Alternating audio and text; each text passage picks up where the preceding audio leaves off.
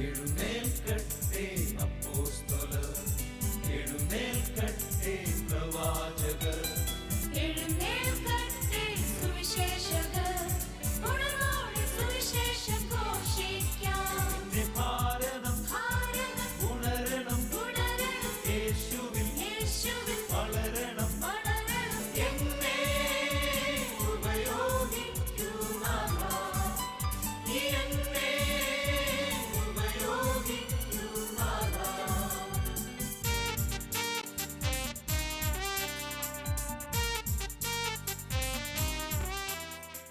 ദൈവത്തിൻ്റെ വചനത്തിനായി നാം ഒരുങ്ങുന്നു. അപ്പോൾ ദൈവം നമുക്ക് ഇന്ന് തന്നിരിക്കുന്ന വിഷയം പ്രവാചക ശുശ്രൂഷ, പ്രവാചകൻ്റെ ഓഫീസ് തിരുസഭയിൽ. തിരുവചനത്തിലൂടെ ഇതിൻ്റെ ഒരു പ്രാധാന്യം നാം കാണാൻ പോവുകയാണ്.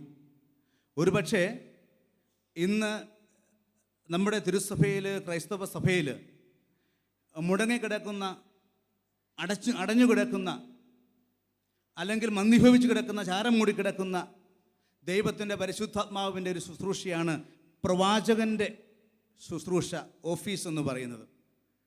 അതിൻ്റെ പ്രാധാന്യം, അത് വീണ്ടും തുറക്കേണ്ടതിൻ്റെ, അതിനെ പ്രോത്സാഹിപ്പിക്കേണ്ടതിന്, അതിനെ ദൈവവചനപ്രകാരം കൈകാര്യം ചെയ്യേണ്ടതിനെ നമ്മളിന്ന് വളരെ താല്പര്യത്തോടെ ധ്യാനിക്കുകയാണ്. 1 കൊരിന്ത്യസ് ലേഖനം 12-ാം അധ്യായം അതിൻ്റെ 28-ാമത്തെ വാക്യം നാം ഒന്ന് വായിക്കുകയാണ്.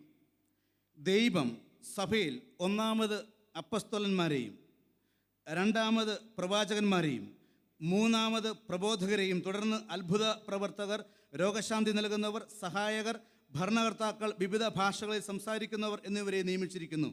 എല്ലാവരും അപ്പസ്തോലരോ, എല്ലാവരും പ്രവാചകരോ, എല്ലാവരും പ്രബോധകരോ, എല്ലാവരും അത്ഭുത പ്രവർത്തകരോ, എല്ലാവർക്കും രോഗശാന്തിക്കുള്ള വരങ്ങളോ ഉണ്ടോ? എല്ലാവരും വിവിധ ഭാഷകളിൽ സംസാരിക്കുന്നുണ്ടോ? എല്ലാവരും വ്യാഖ്യാനിക്കുന്നുണ്ടോ? എന്നാൽ ഉത്കൃഷ്ട ദാനങ്ങൾക്ക് വേണ്ടി തീക്ഷ്ണമായി അഭിലഷിക്കുവിൻ. ഹല്ലേലൂയ. വളരെ ഗൗരവത്തോടെ ദൈവത്തിൻ്റെ പരിശുദ്ധാത്മാവിൽ വിശുദ്ധ പൗലോസ് നമ്മോട് പറയുകയാണ്, തിരുസഭയിൽ ദൈവം വെച്ചിരിക്കുന്ന ഏറ്റവും പ്രമുഖമായ 2-ാമത്തെ ഓഫീസാണ്, ശുശ്രൂഷയാണ് പ്രവാചക ഓഫീസ്, പ്രവാചകന്മാരുടെ ശുശ്രൂഷ എന്ന് പറയുന്നത്. റോമാലേഖനം 12-ാം അധ്യായത്തിൻ്റെ 6 മുതലുള്ള വാക്യങ്ങളിലും, 1 കൊരിന്ത്യസ് ലേഖനം 12-ാം അധ്യായത്തിൻ്റെ 6 മുതൽ 10 വരെയുള്ള വാക്യങ്ങളിലും, എഫേസൂസ് ലേഖനം 4-ന്റെ 11 മുതൽ 13 വരെയുള്ള വാക്യങ്ങളിലും, ഹല്ലേലൂയ, പ്രിയപ്പെട്ട ദൈവജനമേ, പിതാവായ ദൈവത്തിൻ്റെ ശുശ്രൂഷയുടെ ഭാഗമായും, പരിശുദ്ധാത്മാവിൻ്റെ വരദാനങ്ങളുടെ ശുശ്രൂഷയുടെ ഭാഗമായും, ക്രിസ്തുയേശുവിൻ്റെ ശുശ്രൂഷാ ദൗത്യത്തിൻ്റെ ഭാഗമായും കാണിച്ചിരിക്കുന്ന ഏറ്റവും പ്രമുഖമായ ശുശ്രൂഷയാണ് പ്രവാചക ശുശ്രൂഷ എന്ന് പറയുന്നത്. ഇതിൻ്റെ ഒരു ആഴങ്ങളിലേക്ക് പോകുവാൻ വേണ്ടി നാം ഇപ്പോൾ എഫേസൂസ് ലേഖനത്തിലേക്ക് കടന്നു പോവുകയാണ്. അവിടെ നമുക്ക് കാണാൻ പറ്റുന്ന അത്ഭുതകരമായ ക്രിസ്തുയേശുവിൻ്റെ 5 ശുശ്രൂഷകൾ.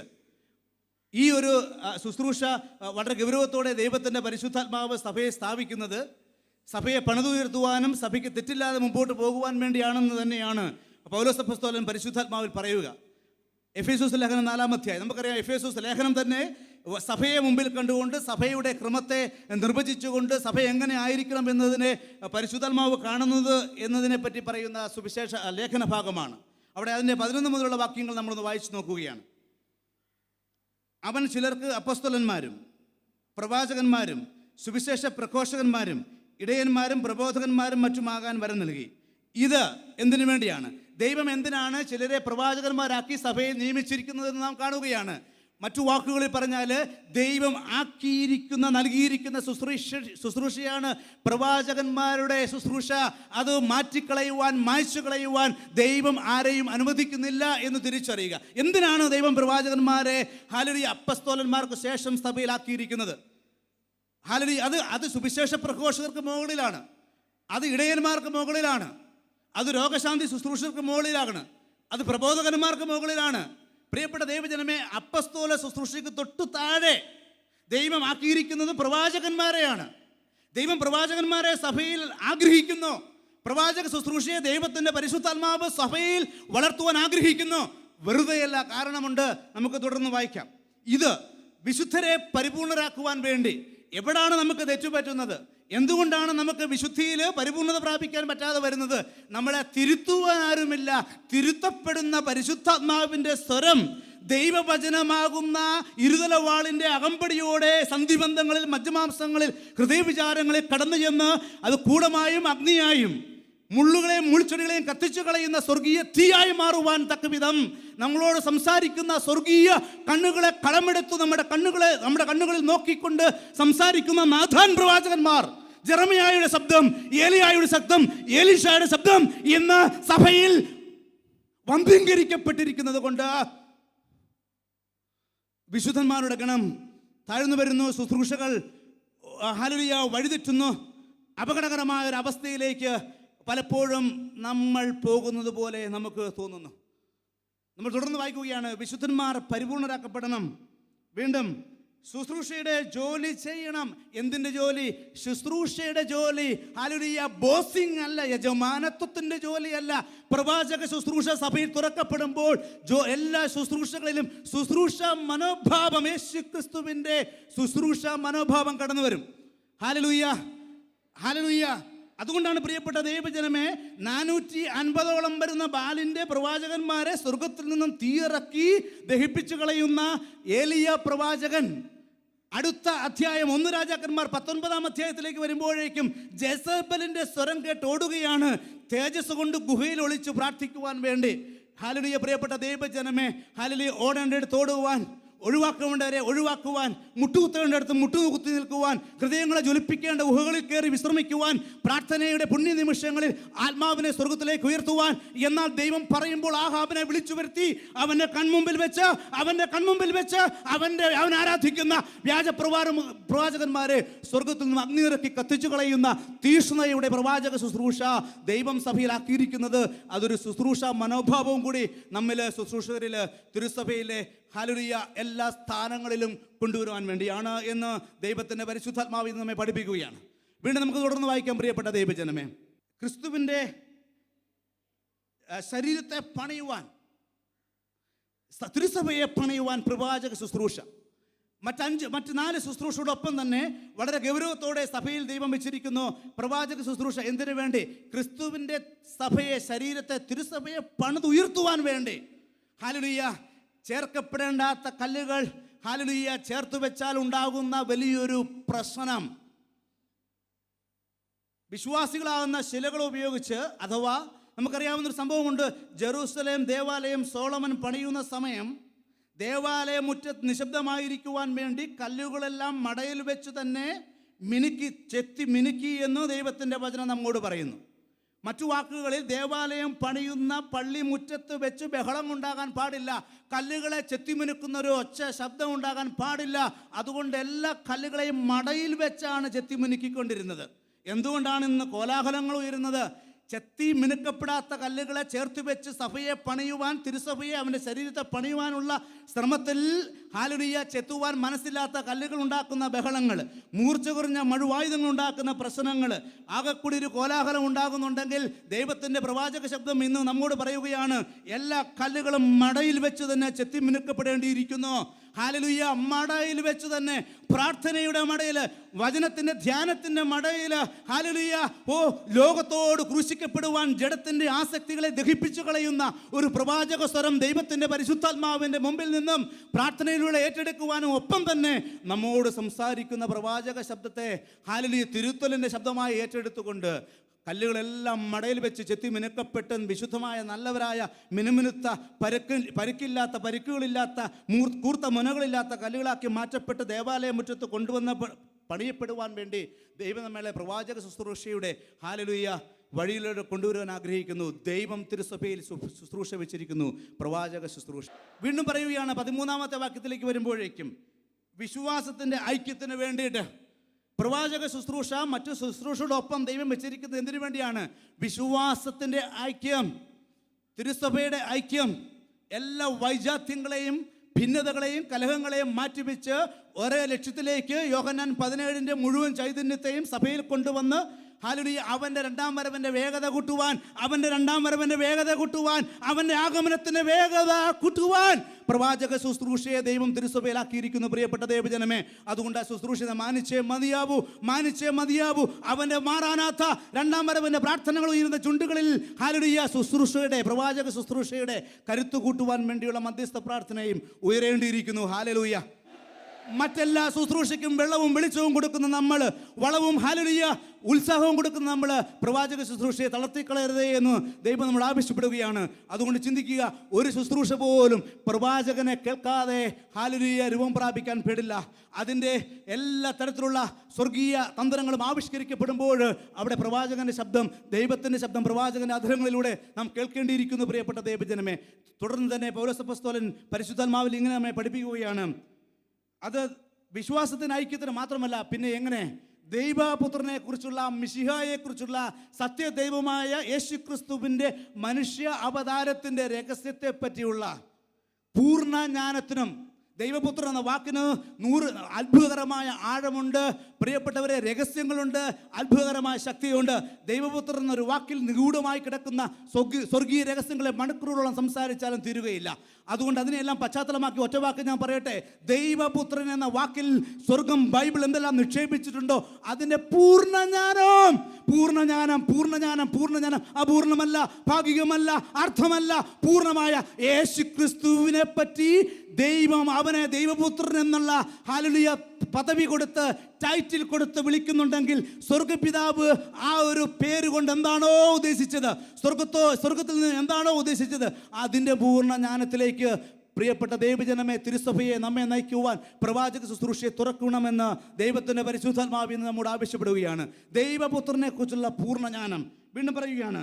അങ്ങനെ എല്ലാവരും എത്തിച്ചേരുകയും ക്രിസ്തുവിൻ്റെ, അടുത്തെന്താണ് പറയുക, ഹല്ലേലൂയ, ക്രിസ്തുവിൻ്റെ പരിപൂർണതയുടെ അളവനുസരിച്ച് പക്വതയാർന്ന മനുഷ്യരാവുകയും ചെയ്യുന്നതുവരെ ഇത് ഈ എല്ലാ ശുശ്രൂഷയുടെ ഒപ്പം തന്നെ പ്രവാചക ശുശ്രൂഷയും തുടരേണ്ടിയിരിക്കുന്നു. പക്വത പ്രാപിക്കാൻ വേണ്ടി ഹല്ലേലൂയ, ക്രിസ്തുയേശുവിൻ്റെ പരിപൂർണതയിൽ പക്വത പ്രാപിക്കാൻ വേണ്ടി ഹല്ലേലൂയ, പ്രിയപ്പെട്ട ദൈവജനമേ, ലൈബ്രറികളിൽ ഇരിക്കുന്ന പുസ്തകത്തിൻ്റെ മേൽ നടത്തുന്ന മസ്തിഷ്ക വ്യായാമം കൊണ്ടുണ്ടാകുന്ന ഹല്ലേലൂയ പക്വതയല്ല, മറിച്ച് പ്രവാചക ശുശ്രൂഷയിൽ പ്രതിഫലിക്കുന്ന ഹല്ലേലൂയ, പ്രിയപ്പെട്ട ദൈവജനമേ, ദൈവസ്വരം കൊണ്ട് ക്രിസ്തുയേശുവിൻ്റെ പരിപൂർണതയിൽ പ്രാപിക്കാൻ പറ്റുന്ന ഒരു പക്വതയുണ്ട്. ഹല്ലേലൂയ, ലൈബ്രറികൾക്ക് തീർക്കാൻ പറ്റാത്ത സ്വർഗത്തിൻ്റെ ഉന്നതമായ ആഴങ്ങളിൽ പ്രവർത്തിക്കുന്ന ദൈവപിതാവിൻ്റെ മനസ്സ് വായിക്കുന്ന ക്രിസ്തുയേശുവിൻ്റെ പരിശുദ്ധാത്മാവ് നൽകുന്ന ഒരു പരിപൂർണത. ആ പരിപൂർണത പ്രാപിക്കുവാൻ എല്ലാ ശുശ്രൂഷകളോടൊപ്പവും പ്രവാചക ശുശ്രൂഷയെ തുറക്കണമെന്ന് ദൈവത്തിൻ്റെ പരിശുദ്ധാത്മാവ് ഇന്ന് നമ്മോട് ആവശ്യപ്പെടുകയാണ്. ഹല്ലേലൂയ. ഇതെന്തിനു വേണ്ടിയിട്ടാണ്?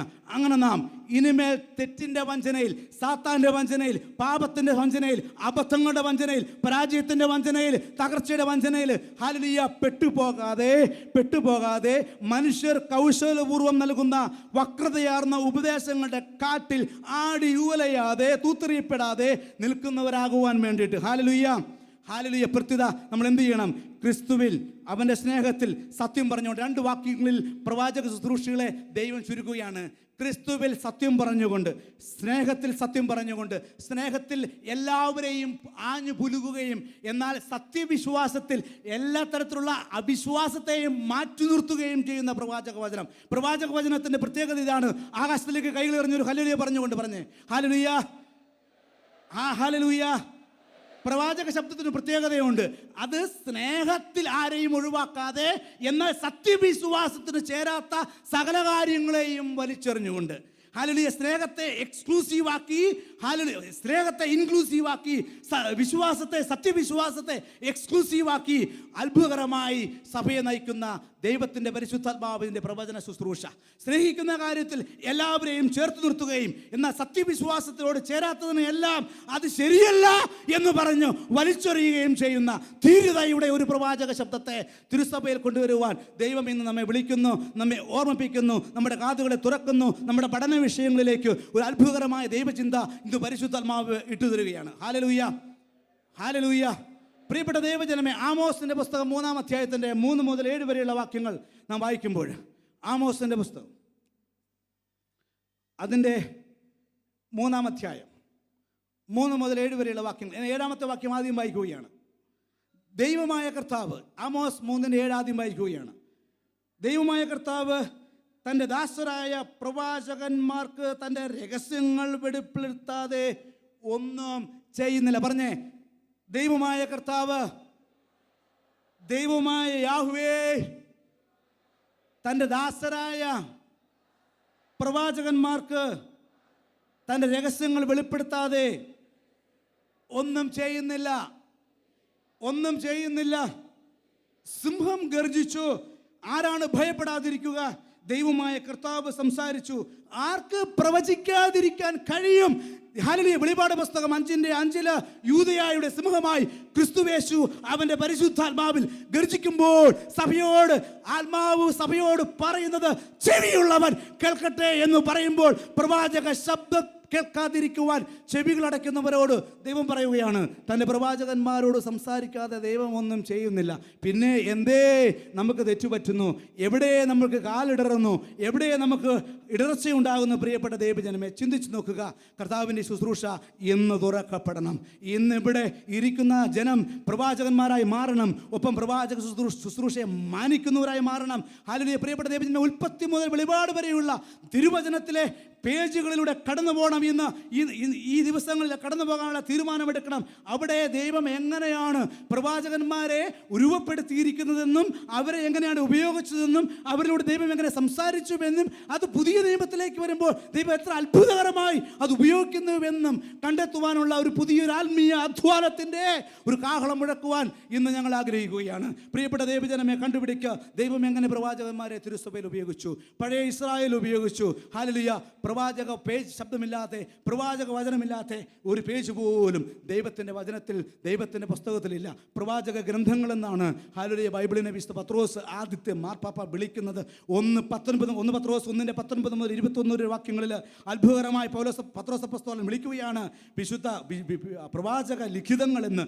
അപ്പോൾ വിശുദ്ധ ഗ്രന്ഥത്തെ, വിശുദ്ധ ബൈബിളിനെ, എഴുതപ്പെട്ട തിരുവചനത്തെ പ്രവാചക ലിഖിതങ്ങളെന്ന് വിളിക്കുന്ന ആദ്യ മാർപ്പാപ്പായുടെ സ്വരത്തിന് ശബ്ദം കേൾക്കുവാൻ ഇന്ന് നമുക്ക് മടിയുണ്ടാകരുത് എന്ന് ദൈവത്തിൻ്റെ പരിശുദ്ധാത്മാവ് നമ്മൾ ആവശ്യപ്പെടുകയാണ്. Hallelujah, hallelujah, hallelujah.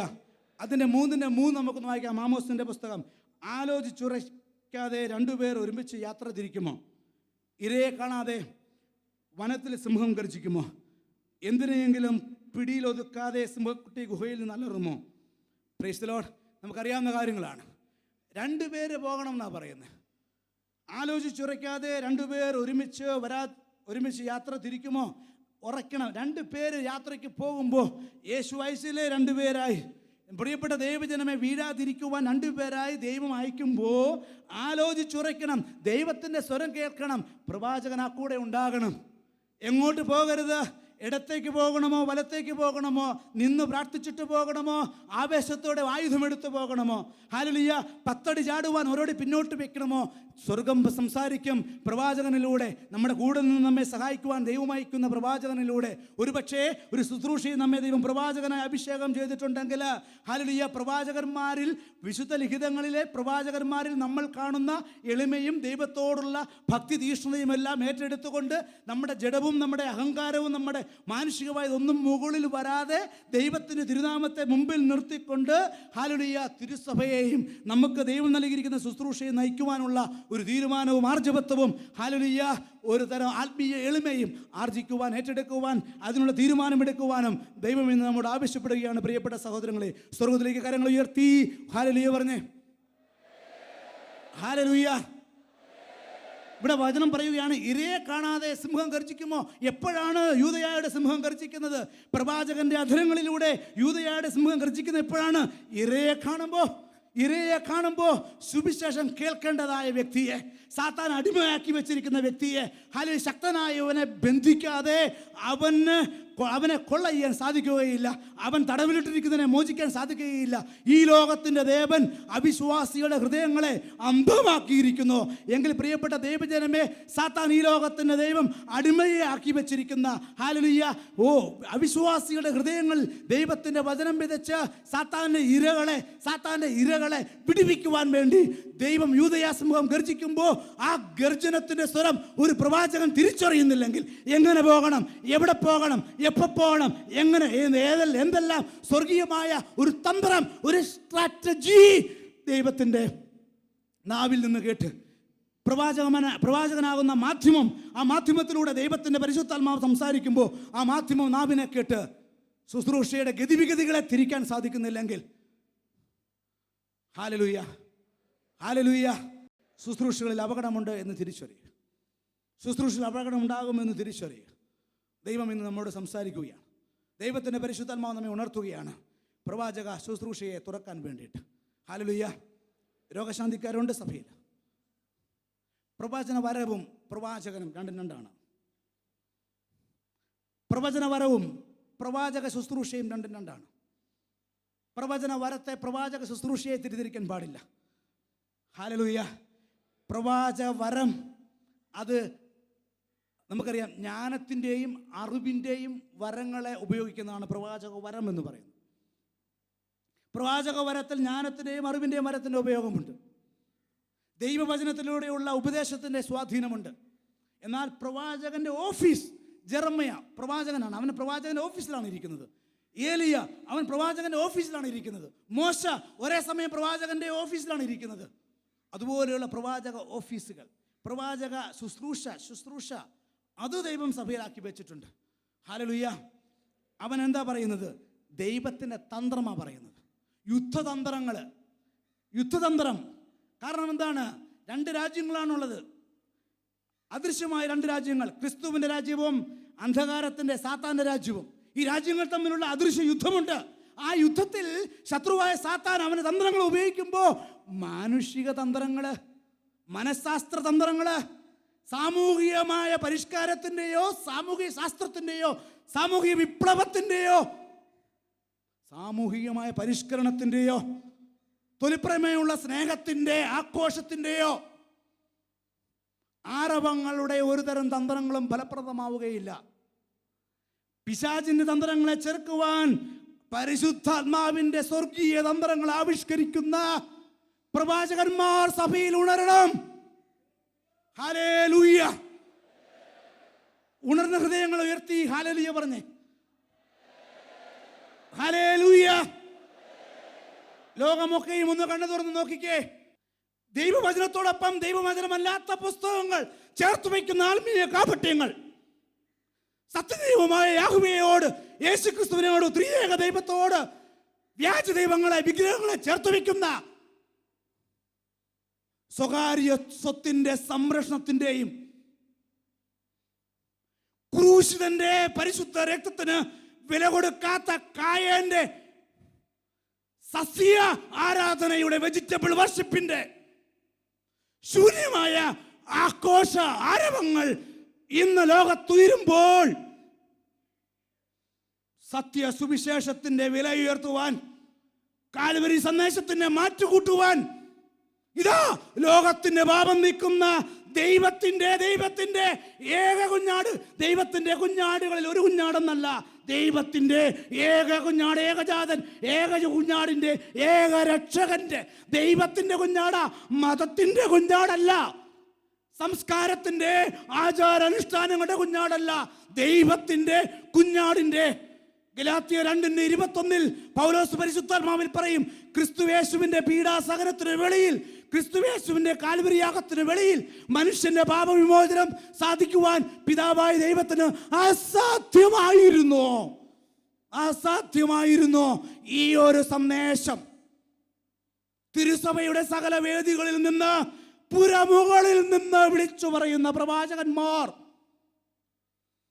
ജീവൻ കൊടുത്തും, ജീവനെ കൊടുത്തും, ജീവസാക്ഷ്യം കൊടുത്തും, ജീവന്റെ ആത്മാവിനെ കൂട്ടുപിടിച്ചും, ജീവന്റെ നാഥന്റെ പരിശുദ്ധ രക്തത്തിന്റെ ശക്തി ഏറ്റെടുത്തും സാക്ഷ്യം വഹിക്കുന്ന പ്രവാചകന്മാർ ഇന്ന് പ്രാർത്ഥനാ കൂട്ടായ്മകളിൽ, ഇടവക സമൂഹങ്ങളിൽ, ശുശ്രൂഷകളിൽ, മിനിസ്ട്രികളിൽ, രൂപതകളിൽ, സംസ്ഥാനങ്ങളിൽ, രാജ്യങ്ങളിൽ, ആഗോള സഭയിൽ ഉണ്ടാകുന്നില്ലെങ്കിൽ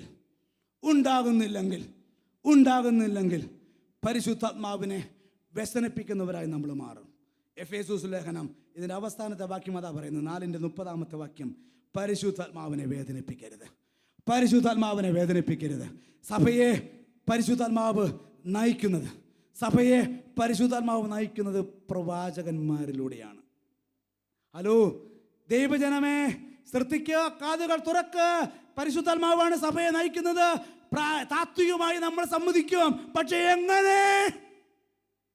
എങ്ങനെ എങ്ങനെ?